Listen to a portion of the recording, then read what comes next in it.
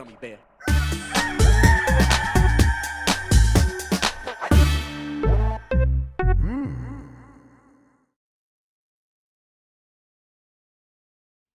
It's the internet. You're busy. Let's do this for June 28th, 2023 for the next hour or so. Let me help you sort through the world of gaming on Game Mess Mornings Live with me, Jeff Grubb. Today, Jim Ryan takes the stand, sort of. But first, please join me in welcoming today's co-host of Game Mess Mornings. It's Lucy James, everybody. Lucy, how are you doing? Hey, I'm doing well, thank you. How are you doing? I'm doing pretty good. I'm tired, actually. Yeah. I'm tired, not getting enough sleep, but I'm making do. Yeah, I am exhausted, but that's just my average state of being, to be honest. So. Yeah, that's I've been talking about this the last couple episodes. We got a play thing for my kids out in the yard where it's like a big thing I got to put together, and I'm almost done. Oh, I saw your picture. I saw a picture of you like starting to put it together. Yes, we are almost finished. But I got the swing set put together yesterday, like in a couple of hours between one thing and another thing I had to do. So it's been kind of nonstop over here. But then other than that, still. Also, we have the worst air quality we've ever had in Cleveland ever today.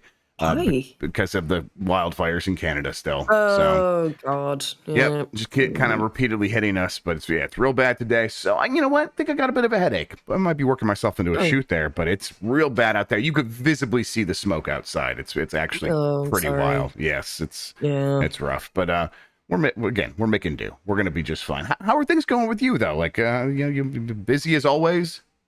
Busy as always. Sort of coming up for air post Summer Game Fest. Yeah, that's and then how I went I feel on too. Holiday. But also, stuff's kicking off over here. Going to Comic-Con, which is exciting because I've never been before. Just prepping for a bunch of stuff, really. And then on top of it,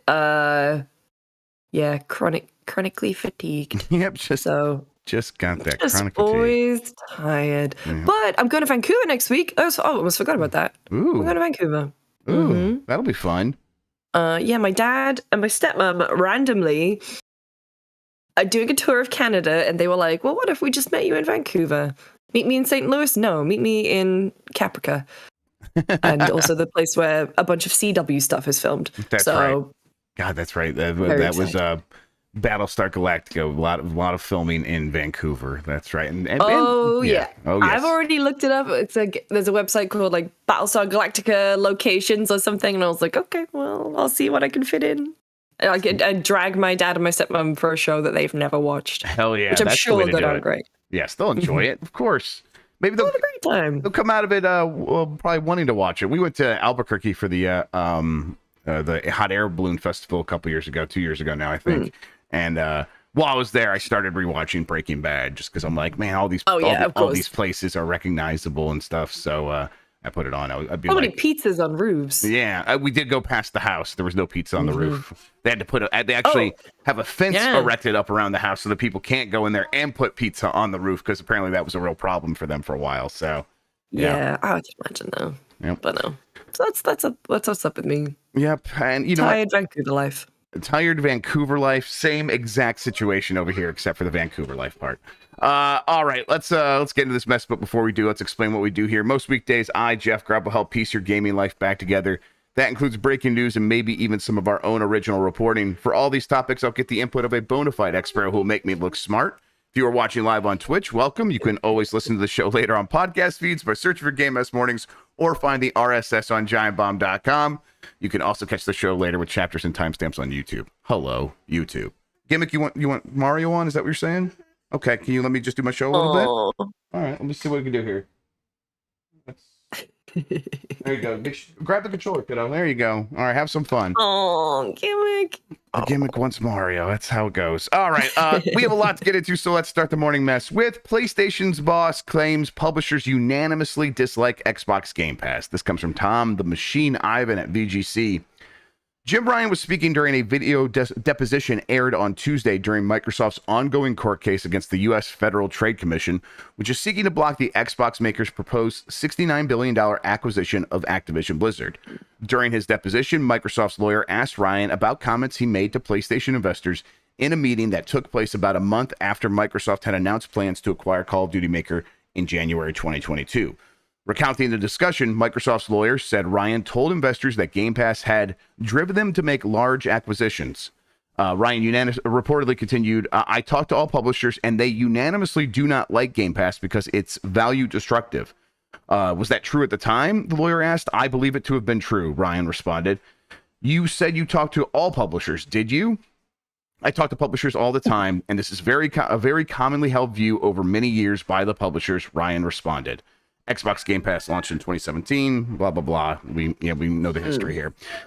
So, yeah, this is not too surprising to hear from Jim Ryan. I bet this is also mostly true, right? I bet a lot of publishers do view that as a scary proposition of we put our game into Game Pass, our games are going to look less valuable to players, right? Yeah, I mean, back to when we had Matt and Phil on the couch, I guess we were talking with them about what is the value of Game Pass? How do you not lose, how do you, get a gamer's attention spans in a catalog full of hundreds of games? But also, I don't know. It's very weird that he says all publishers because EA plays on there. Ubisoft is partnered with them. I mean, a lot of places are going day and date. Yeah, Capcom's got a day and date game, right? With that Path of the Goddess and Exo Primal is day and date on there. And Atlas. And then Atlas, right? Sega and Atlas showing up with a lot of stuff. So, clearly, he says, I believe it to have been true at the time. I bet there was a time when like a lot of publishers were very uncertain about this stuff. And it almost was probably true that unanimously publishers like, this is value destructive, whatever, I'm sure they probably use different terminology than that. But I think that the case, like you said, that Phil Spencer made on the couch when we asked him kind of about this stuff is, he works with publishers and then they come back and they bring a second and a third and a fourth game into Game Pass. And if they were having bad experiences with Game Pass, they just simply would not be doing that. So I kind of agree with the argument that Phil laid down that the most compelling case for Game Pass being a good deal is that these publishers are repeat customers. That said, I think they still have a long uphill battle convincing all these other publishers that aren't doing this, aren't going into Game Pass, and definitely aren't doing day one games in Game Pass, that it is not going to hurt their bottom line. They still have that uphill battle, right? Yeah, I mean, that's the whole thing. It's like you get your lump sum from Microsoft for putting it on Game Pass. You're making a bet. Is that gonna be enough? Is that gonna gauge enough interest among people? Is it gonna get more eyes on it, get more people playing? I don't know. It's like I'm not obviously the business guy, but you wouldn't probably see such a compelling catalog at Game Pass, and even PlayStation with their free games and also the game catalog. It's very funny that he's like, oh, everyone hates it when they have their own version of it. Admittedly, not one that's as I don't know, it's, PlayStation Plus catalog is not necessarily held in the same regard, even though it's a fantastic service and there are hundreds of games on it. A lot of games. More games than Game Pass, actually, on PlayStation More games Plus. than Game Pass. People are always saying, it's like, oh, Game Pass is like the best deal in gaming, and we're definitely guilty of that. So it's very funny that he has that. Yeah, While at Kojima Productions, it seems. Yes. Yep, he couldn't make the actual in-person deposition, because he had to go hang out with Hideo and make some beautiful digital children of himself, I'm sure. Jim Ryan's deposition was also, I don't know how much of this you heard or gleaned from reporting or whatever, but he was mostly I think a diet version of what we heard in the press a few months back when Microsoft and Sony were going back and forth, and I think Jim Ryan was doing some interviews and we talked to like Chris String and stuff, and he would he was being, I think, a little bit more inflammatory then, and then in the actual deposition when he's I think under oath, I honestly don't know, because again it was a recorded testimony. He was kind of like, Call of Duty going exclusive to Xbox wouldn't be anti-competitive is what he said, and then but he's like, I wouldn't like it, but I don't view that as anti-competitive, and it's like, man, that's they argue for so long, and now he's making that point or giving up, conceding that ground. It's like, this is like, what are we doing here? If he doesn't even view that as anti-competitive, so it's still up in the air how this is all going to go. This injunction hearing is it could go either way. Although whenever you listen to experts, and how far can we trust any of that stuff? Because this stuff is pretty unprecedented. The FTC's changed up a lot of stuff, but when you listen to experts, they seem to think the injunction's not going to be granted to actually block this deal from going through before the FTC's court case actually begins in August. I know it feels like it's happening now. They're going to do another one in August. So, yeah, we'll see where it goes from there. Juicy, though. Oh, yeah. Juicy. Been a lot of fun headlines out of here where it's like this story's been so boring for a long time. And so now we actually get details about all these other things about like what's going to be, like all these other companies Microsoft was looking at acquiring. And we talked about a lot of that stuff on the Bombcast yesterday. But the fact that they were looking at IO Interactive and Sega and there's a Remedy, yeah, a couple others. Yeah, it's oh man, I got Bungie, one that we reported on Grubb Snacks a long time ago, or Game Mess Decides, I can't remember. But yeah, it's like, okay, this is actual fun information to get an insight into how this stuff actually works. And most of it lines up with what we've always heard, that a company like Microsoft, of course, is always looking at every possible deal and has like people working on like, what would happen if we acquired this company? Yeah, they're doing that all the time. And now we have evidence of that. All right, moving on. Sony says cloud gaming won't be a major part of its business before 2025. This comes from Tom the Machine Ivan as well over at VGC.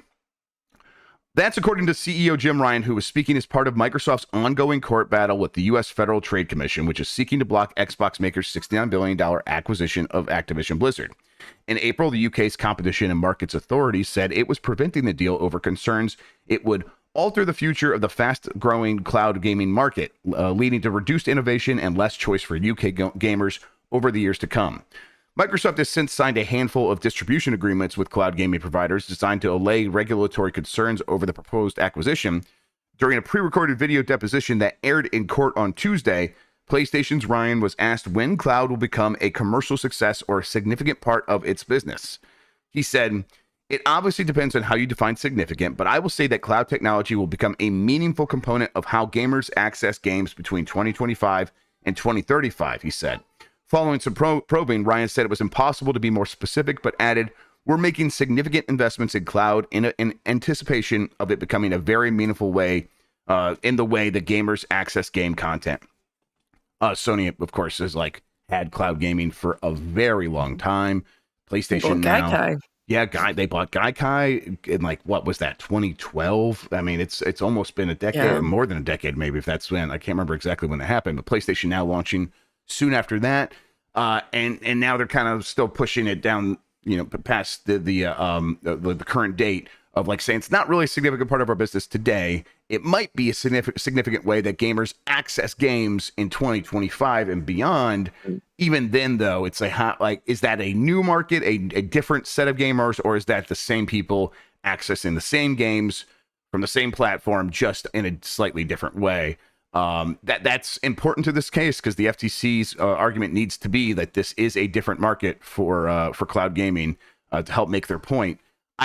It doesn't really feel like it is, but I don't know. What's your opinion on it? About cloud gaming in general, it's weird because it feels like we've been having the conversation where it's like, oh, cloud gaming is going to be the next big thing, but it feels like we've been having that conversation for 10 years. It's always 5 years off, right? Like that's where I think even there was an internal email from PlayStation, someone over at PlayStation that said that like the cloud gaming is always just 5 years away, and that seems to continue to be true. Yeah, but do you think like it's going to be a significant new market in the next 5 years, like separate from the market we have for games today? Oh, I struggle to see it. Yeah. I mean, I love the idea of what cloud gaming can do, but at the same time, with latency, data caps, until those things fundamentally change, it's difficult. And also, it's not as if, Google Stadia was a huge success. Yeah. And so that was the if a company like Google can't make it work, and Google made and it worked and it worked and it was great, but they made a ton of errors, in marketing it, and we all saw how that went down. So it's a weird one. I don't know. I would, xCloud being part of Game Pass, and they have great. Yeah, I mean, that's where I use it the most. Is like try a game before I, commit to downloading it. But like in PlayStation, it's locked behind Premium. That's the right. Highest. It's locked behind the highest tier of PlayStation right. Plus. Can you get PlayStation Now separately? I don't know if you can still get that separately. I'm not sure. I never used PlayStation Now. Yeah, I don't know, but yeah, I think the only thing that wasn't it like Metal Gear Solid 4. and Red Dead were the two that were locked on there. Yeah, that's definitely Red Dead was on there. Yes, and Metal Gear Solid 4. Yeah, that's right. Other than that, yeah. So I mean, I'm with you, and you're right. That's all stuff that we've talked around in circles before. Of like, where does this fit in? Everyone's saying PlayStation Now is dead. PlayStation Now is dead. Thank you, chat. So then it is behind the top. Like they don't even have it as a separate thing anymore. It is just another value added into their overall subscription service, which I think is the right place for a lot of this stuff. And yeah, it's less confusing. Yeah, and it is part. Like, I know I'm gonna have all these games in it, and it's gonna be the games that are also just already in PlayStation Plus, and yeah. But we'll see if cloud gaming, if cloud, I do think cloud gaming will be a part of gaming going forward, but I think it mostly is going to appeal to the same audience that's been buying games this entire time. Yep. Nintendo last night announced Revenge of Shinobi, Ghouls and Ghosts, Landstalker, and Crusader of Centy coming to Nintendo Switch Online. That's for the expansion pack. The Genesis versions comes from Nintendo Everything. You can get these actually. I think they're coming right away. They might be available immediately. They can be accessed as part of the subscription's expansion pack tier. Again, that's the $50 per year tier, not the $20 per year tier. You get Genesis games and then 64 games as part of that, and Game Boy Advance actually. But yeah, that's a good lineup of games. Lucy, I know that you weren't a Nintendo kid growing up. Were you a Mega Drive lady when you were younger? PC, baby. PC, okay. I was a PC child, and then I was a PlayStation child. That's so no Revenge of Shinobi. I had a Game Boy Color, but the only thing I would play would be Pokemon Alone in the Dark on Game Boy Color. Sure, Game Boy Color, yeah, absolutely. The Mummy Returns. Yeah, listen, that's a weird little side scroller. That's a hell of a trio. That Alone in the Dark game is on Nintendo Switch Online as well, which is so weird. Oh, is it? Yes, it is. God, because I never got past even the opening. I remember there was a point where you had to fight confusing. Dogs or something. Yeah, it's definitely one you should. As a child, it's one that's like good to maybe play on stream with like everyone having like a FAQ open and everyone can kind of play it together and try to figure it out, because otherwise it's really confusing. Yes, it went on Game Boy Color. That's what we meant. Yes, it's definitely a Game Boy Color game. All right, but yes, this is a good lineup of games. Actually, Revenge of Shinobi is not as good as Shinobi 3. It's still very good. I always had a lot of fun playing it. Ghouls and Ghosts, very hard, but also very good. A very striking looking game. Landstalker is kind of an action RPG. Actually, both that and Crusader of Centy are both action RPGs. Crusader of Centy is almost exactly like Link to the Past. It is Genesis's Link to the Past, and it's very good. Landstalker is a little bit strange to me, but it's definitely going for the same thing as well. But it's a good lineup. One of the best drops that Nintendo's had for one of these things in a while, I think. So very cool. The ESA lost nearly $4 million on the all-digital E3 2021. This comes from Jason Finelli at GameSpot. As the video game industry tried to find its footing after the COVID-19 pandemic, the Entertainment Software Association elected to hold an all-digital E3 in 2021, which let developers and publishers hold online showcases under the show's banner. Based on public filings of financial records, that choice ended up losing more money than it earned. Tax documents filed by the ESA in 2021, which are available for public consumption due to its nonprofit status, found by IGN, show that the organization spent a total of about $7.3 million on conferences, conventions, and meetings throughout the year. It was the second highest expense the ESA reported for 2021, with wages, including $1.5 million to ESA President Stanley Pierre-Louis, being number one. Holy fucking shit, that's crazy. The form also lists names of contractors paid by the ESA for E3-related duties, which are as follows: $3.9 million to Paragon Creative Agency, LLC, for trade show management, $1.6 million to Game Cloud Network, Inc. for E3 web platform, and $580,000 to Smith Buckland for trade show management. How are they spending that much money on something that wasn't even a trade show? Lucy, this is bananas to me. That's the 2021 one, right? Yes. That was the weird online one with all the blockchain shit. Yes. That was That was the one that I participated in. Me and Mike had a quick little video that popped up in between segments, and we didn't get paid. So I'm like, no, we did not get $1.9 million or whatever the hell it was. Somehow we still cost them a lot of money, though. Somehow it's like we just scared away all the advertisers or something. That was they had blockchain. They had in television as well. Television. Oh, Amico. They did. They had everyone's buddy Tommy Tellerico, the TT out there, being a real huckster. That was that year where it's like they were obviously charging for time, and boy, they just really made a mistake of spending. Let's see, $3.9 million for something they didn't have, a trade show. They just didn't have one. What was the year where you had to make your little avatar? I think that was 2021. Was that this year? I think it was. Yeah. Because 2022, they didn't really have... 2022 was off. Yes. So they didn't have anything in 2022. I don't think they had anything in 2022, yeah. And then, 21 was all the online stuff. It's with those chairs that looked so uncomfortable. Like, they looked like Tetris blocks. That's right, yes. The chairs in that studio. And, like, Greg was there, Michael Haim was there. Damon Hatfield, I think, was there. That's where the money went. All the Haim's like waifu budget is get him his anime. You got to apply chair anime budget. Yes, and the chair budget. Yes, exactly. No, we blame Greg Miller as always. We blame Greg Miller. Always, yeah. He killed. Just an absolute monster. It wasn't Jeff. It was Miller. No remorse from that guy. Absolutely no remorse. Well, I'm seeing him on Friday. I'll have a word. Thank you. We appreciate that. Tell Benny I said hello. Let's see. BioWare confirms layoffs as SWTOR transitions to new developer. This is from Andy Robinson at VGC. BioWare has confirmed it will be laying off staff as part of the transition of Star Wars: The Old Republic to a new developer. Confirming an earlier media report, the company said in a blog post on Tuesday that the 12-year-old MMO would soon be transitioned to Broadsword, a company which already partners with EA managing the online development and operations of its classic MMOs, Ultima Online and Dark Age of Camelot. Broadsword's president, Rob Denton, has direct experience with SWTOR, having helped lead the team during the launch of the game during his time at EA. Although most of the current development team will be offered roles at Broadsword, according to BioWare, not every role will make the move. This is the hardest part of the transition, and these decisions were not made lightly, wrote BioWare GM Gary McKay. We are, of course, doing everything we can to support the affected team.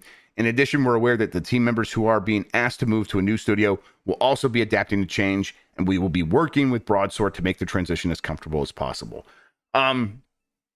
This is a situation where it's like, this was inevitable. Nothing lasts forever. A game like this was always going to eventually come to an end. And this is not even the end. This is a sort of long-term stasis under a new management studio. It's hard for me to not view it as this is somewhat a best case scenario, even though people are going to be losing their jobs because this thing is no longer at the same studio. That stinks, but it's like, hopefully most people can get a new job continuing to work on this thing if that's what they want. Yeah, I've seen a bunch of people on Twitter post that they are going over. I've seen that too, yeah. It's just, I don't want people to lose their jobs at all. It seems like, is SWTOR, I don't even know how you say it, but like... SWTOR. It feels like it's still getting sort of meaningful updates, and like I still get a bunch of press releases about it, and they're still doing a lot. But like leaving BioWare to just be doing Mass Effect, just be doing Dragon Age, it's been 10 years almost since Dragon Age Inquisition. What the fuck have you're they been doing? It'll be 10 years here in a couple months, 10 years right? in 2014. In 2014, that's right. Yes, yeah, man, that is.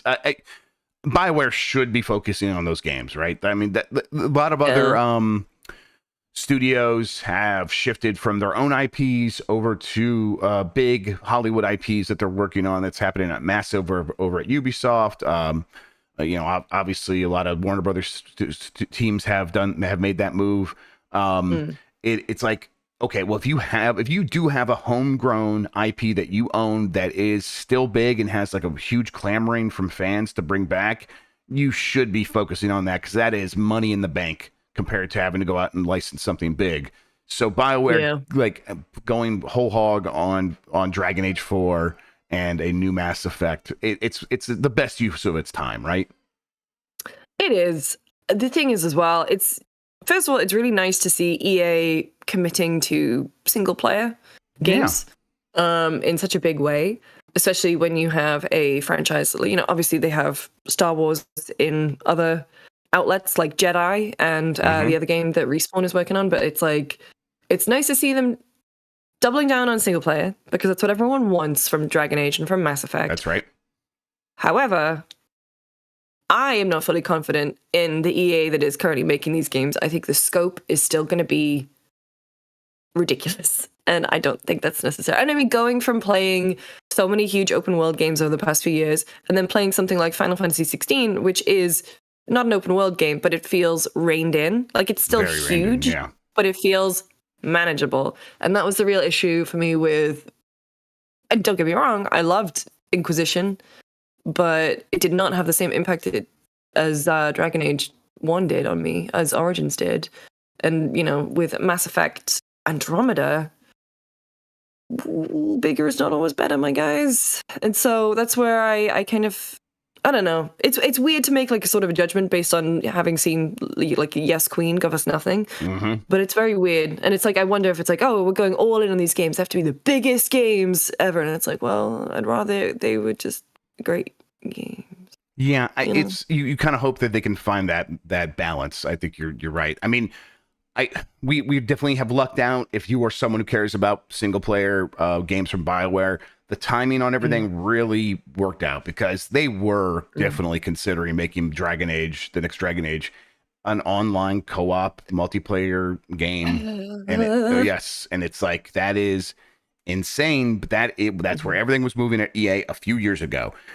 And then they did have Star Wars Jedi Fallen Order come out and a few other, and then they looked around and saw other companies having success sticking with their IP and like really honing in what made those IPs what they were, specifically Resident Evil. And they're like, oh, you know what?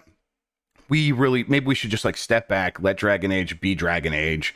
And it's okay. So that's like one bullet dodged. Like that's really, it's a huge one. And it's good that they dodged it. But, you're right that they still have to reconcile modern game development of things getting bigger and bigger and having to keep up with the Joneses, with, EA's sort of, and every publisher's apprehension about spending a ton of money and a ton of time. Like they're going to spend a ton of time and a ton of money no matter what.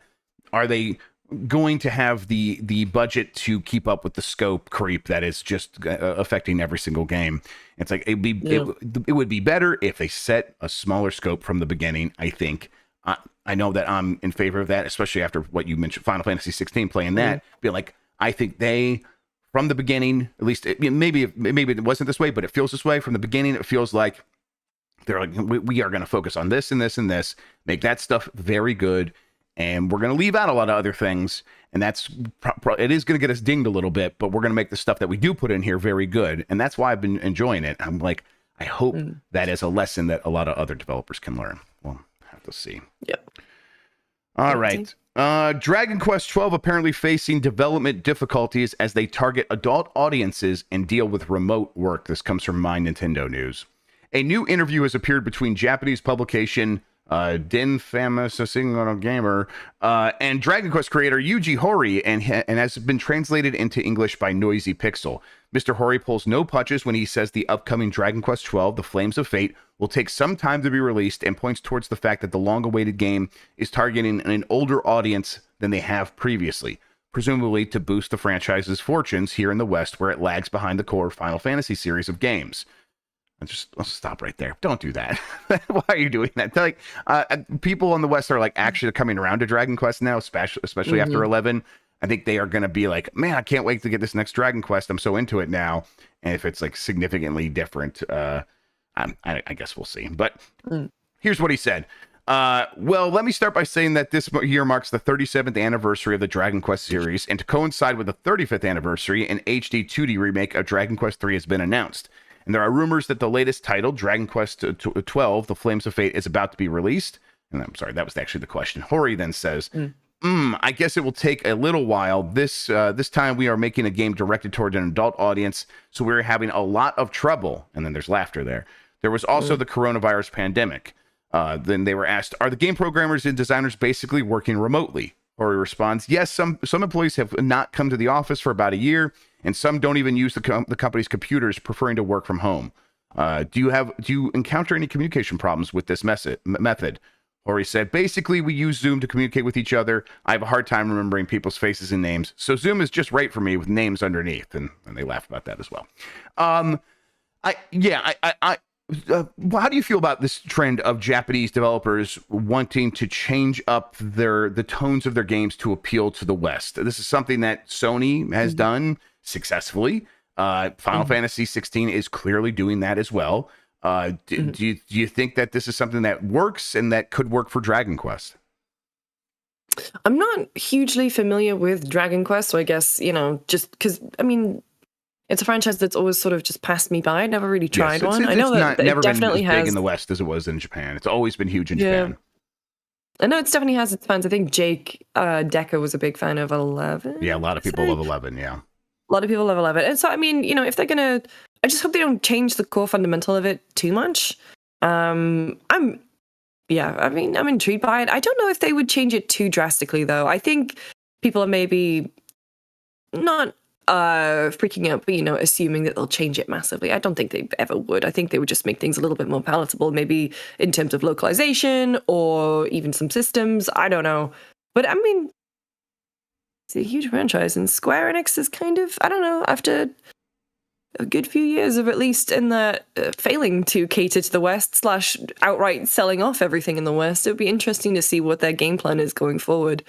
And if it is coming from Japan, kind of saying, hey, this stuff is doing well over here, maybe it could do well for you. I'm interested to see how it goes for them. Yeah, and I also think that I don't think any of the developers are like doing this against their will or something. Japanese developers have a broad swath of inspirations, and they always have, and a lot of them, with Final Fantasy 16, going back to that, they weren't like, there wasn't direct orders from some evil CEO being like, make it like Game of Thrones, that's popular. I guarantee the people making that game were just like, we like Game of Thrones, we watch that all the time. The American prestige television is huge in Japan, so it's like they probably wanted to make something like that. I bet the same thing is likely happening with Dragon Quest, where they're like, okay, we can kind of do two birds, one stone here. We want to change up the tone, keep things fresh. We want to try something different. And at the same time, if we were to, let's say, take it more seriously, which I don't necessarily think that they weren't taking the stories of Dragon Quest seriously before, but it's like, but the perception could be, we'll take it more seriously and treat it with a slightly grimmer tone. Maybe we can have an appeal to the West that we didn't have before.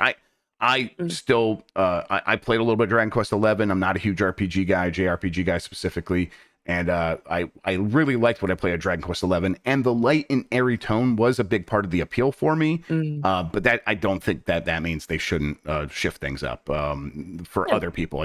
I know personally, I'm like, I would like it to just keep being that original Dragon Ball sort of tone with RPG systems. With those weird blob things. What are they called?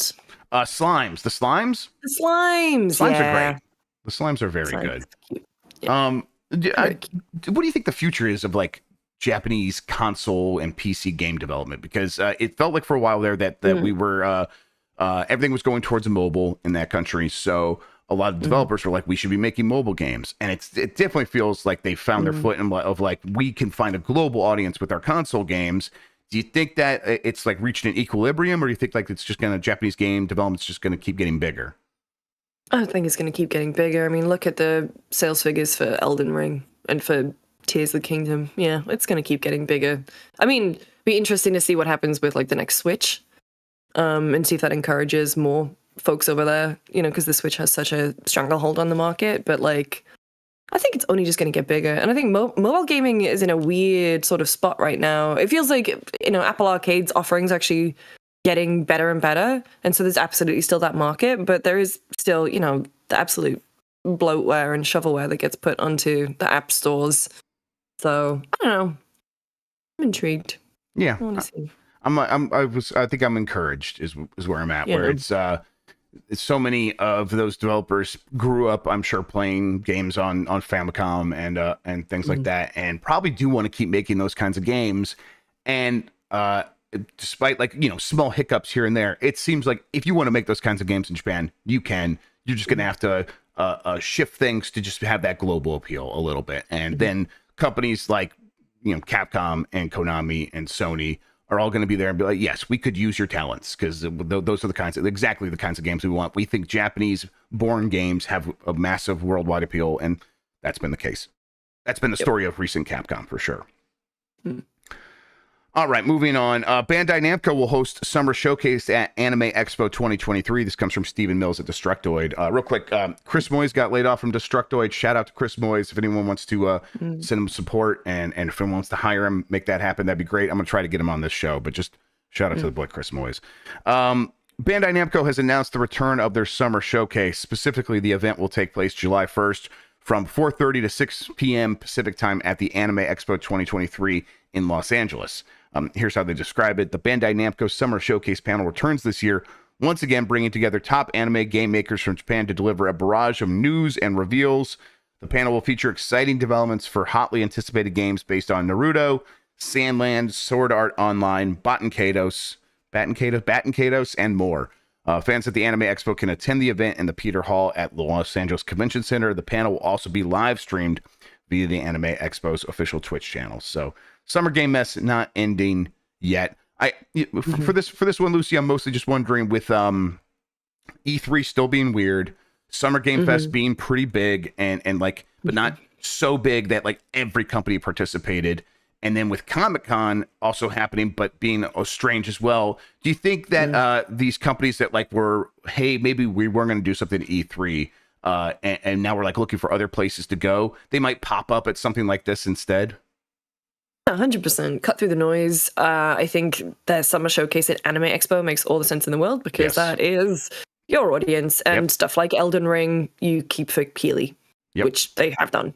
So yeah, I mean, I'm not looking at the list of games like, no, this isn't for me, but that is absolutely for the Anime Expo crowd, and good for them. Yeah, and I think it's exactly right. Like you're right. Like, find the audience that you're trying to speak to, and then go to where they're watching already and capitalize on that. There's plenty of opportunities to do that. You don't need to bring everything just to a central key three, for sure.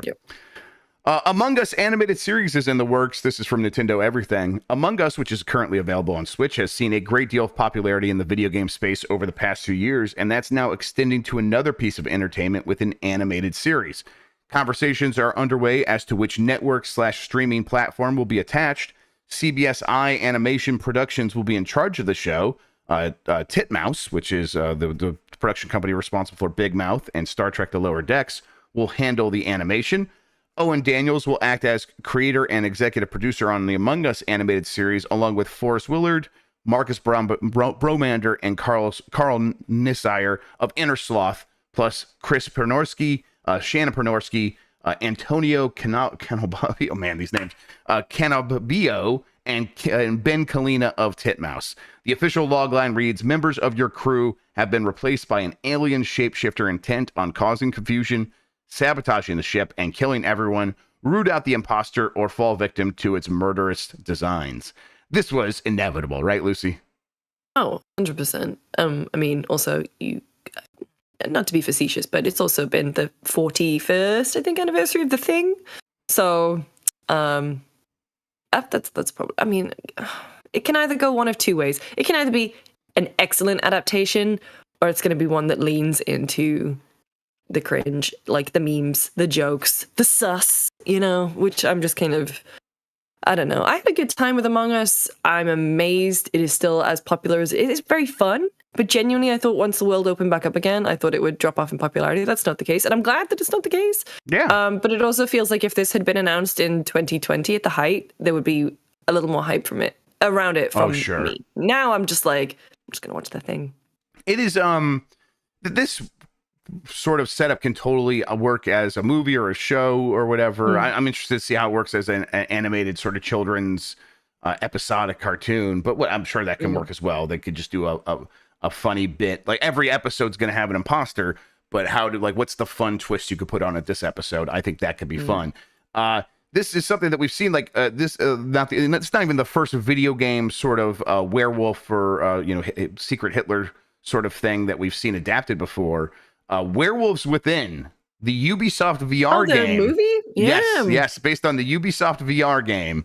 is a movie that came out. It's also apparently very good. It only made like $1 million at the box office, but I haven't seen it, but people swear it's very good. It came out in 2021 based on a Ubisoft virtual reality release called Werewolves Within. It's pretty wild. There did seem to be a time there a couple years back when streaming services were like in that that like arms race to have the most content and have the most content appealing to children, where it's like every single game seemed like it was possibly going to get a cartoon. There was a Costume Quest animated show on Amazon Prime Video. It's like, man, like a lot of stuff that's very cool, and I hope that this continues. It didn't really manifest in the way that I was hoping, where it's like all of these things are going to get cool shows, because obviously the streaming wars have shifted, and then now they're all like just cutting content instead of making new stuff. But it's like, okay, I hope that weird stuff like this can keep happening, and an Among Us TV show sounds just fine to me. I'm down for it. Yu Suzuki's Air Twister is Space Harrier with Swans, coming to Switch in November. This comes from Alana Higgs at Nintendo Life. In 2022, renowned creator and industry figure Yu Suzuki revealed that his development studio, YeezNet, was creating an arcade-style shooter exclusively for Apple Arcade. Now, publisher NN Games has revealed that the very game, which is a love letter and spiritual successor to Suzuki's Space Harrier, is coming to consoles, including Switch, on the 10th of November. I included this game because it looks so much like Space Harrier. I'm going to bring it up here in a second. Let me see if I can get it lined up properly. There we go. It is it looks a lot like Space Harrier, but it makes me really miss the super scalar graphics of Space Harrier, because this kind of has just a really not kidding with the swans, huh? Yes, swans. Yes, exactly. There's swans, and there is just, you're going to be holding a gun and you're going to run away from the camera. And that's it. Honestly, it looks like StarCraft Ghost is what the character model looks like. I don't know. And this is Apple Arcade, and now I guess Switch. Yes, I guess it's already been on Apple Arcade. I haven't heard a single thing about it. But yes, it's coming to Switch November 10th. Maybe it's just coming out to Apple Arcade if it's not coming to Switch until November 10th. Physical versions for the Switch version will be available to pre-order from the 18th of July, but you'll have to keep an eye out for like which distributors are actually going to have that. I love 3D visuals, but man, bring back super scalar stuff. This just doesn't have the same sort of pizzazz as an old arcade game from Sega. I don't know. It's also coming to PS5, Xbox Series, PS4, and Xbox One. Thank you very much. I appreciate that. And PC. Oh, it's popping up everywhere. On November 10th. There we go. It is on Apple Arcade right now. Okay, so it's available on Apple Arcade right now. I'll check this out. I got a poster for Space Harrier right over there on my wall that I got from Simon Cox. Shout out to Simon Cox. You proud of yourself? Were you giggling about Simon Cox's name? Is that what it was? Oh, I thought I heard you giggle. I'm sorry. No, I have a cold, so I think I sniffed. I was like, fair enough. Simon's used to it, I'm sure. I would never laugh at someone's surname. Love you, Simon. All right, let's see here. Last couple of stories. Actually, last story. Roblox trying to describe adult poop is very funny. Let's go for it, Lucy. This comes from Luke Plunkett at Kotaku. Roblox, for so very long a platform of games aimed at and played by kids, is trying to expand its offerings now that many of those kids are growing up into young adults. In doing so, though, they're running into some problems, as Patrick Klepek explains over on his excellent new Crossplay, which is his Substack newsletter about like raising kids in a gaming world or stuff like that. You should subscribe to it. He says Roblox, who say that 38% of their daily users are 17 years and over, have recently announced plans to start introducing games experiences for that market, which would allow them to include intense violence, heavy realistic blood, moderate crude humor, romantic themes, unplayable gambling content, and or the presence of alcohol. Which is all going to go great. Yes, it's all going to go great. The kids on Roblox are calling this the sex update. There is no sex allowed. There's no sex allowed, but it's very funny. They're like, 17 and over. It's the sex update. This is all well and good, but it raises two key concerns. One is how Roblox plans to be able to verify that a user is actually over age of 17. They're not going to do that. They're not going to verify. Although this says currently you'll have to submit a government ID. Bizarre. But the other is that it now places Roblox in the awkward position of being a fully fledged content moderator, having to decide which experiences land on which side of their 17 plus line, something that even government classification organizations with decades of experience struggle with. For the funniest possible example of the line Roblox is going to have to toe here, take the new guidelines on poo, and then picture the boardroom discussions and whiteboard illustrations that would have been needed to get these down in stone. For example, if you what it says now. For example, if you depict or reference flatulence, vomiting, or unrealistic looking feces, such as poop coils or the poop emoji, your experience meets the mild criteria. If you depict or reference urination, or realistic looking feces, your experience meets the moderate criteria.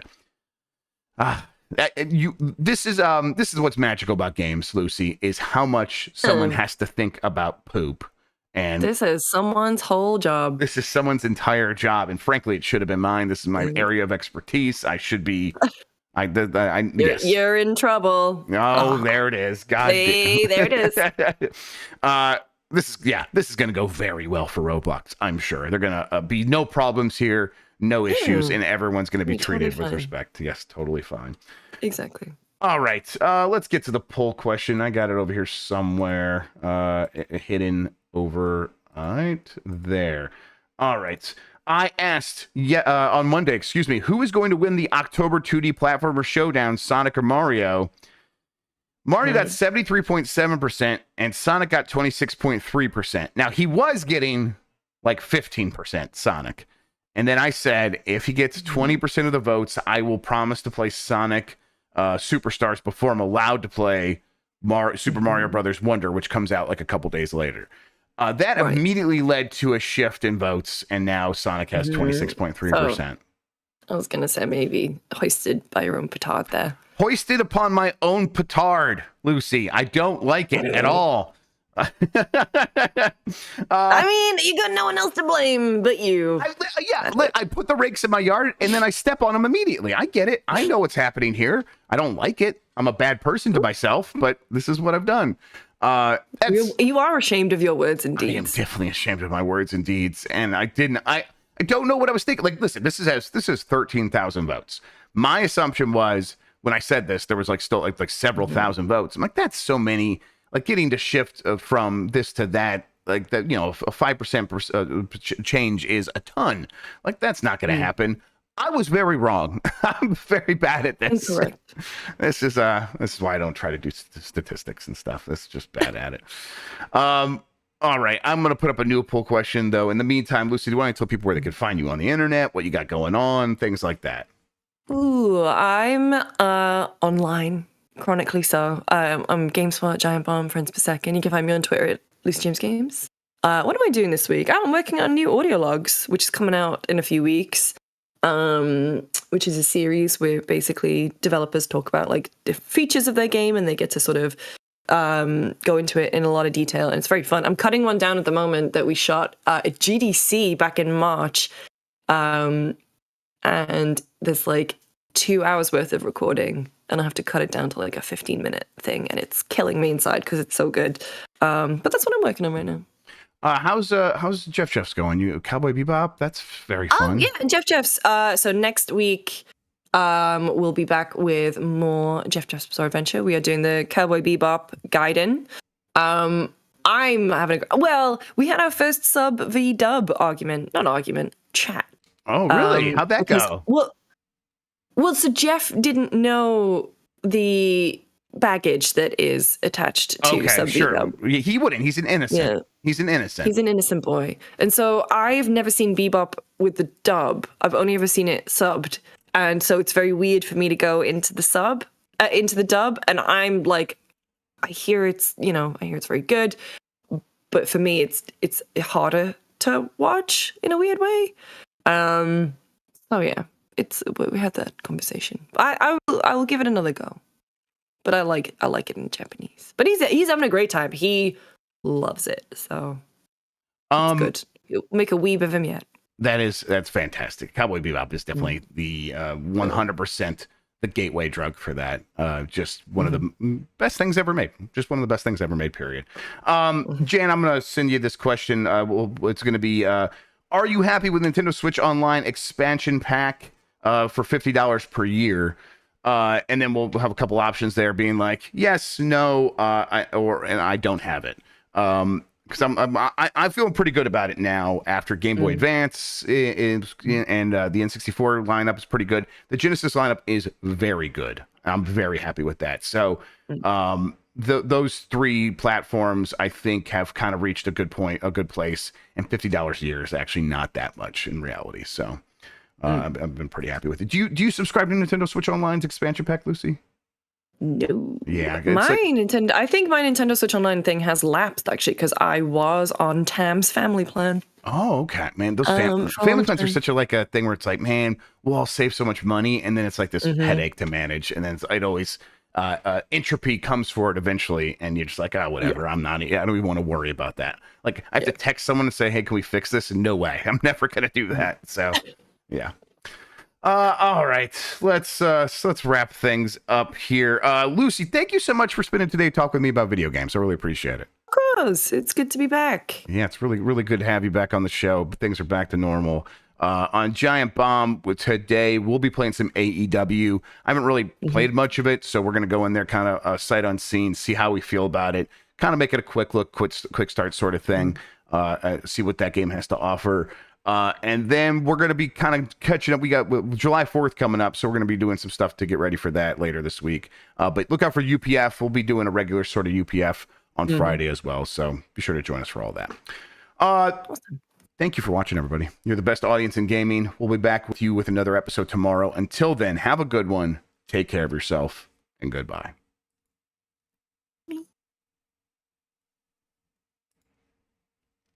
All right. Oh, wrong button. Uh-oh. There we go. All right, we did it. Thank you, Lucy. I really appreciate it. Welcome.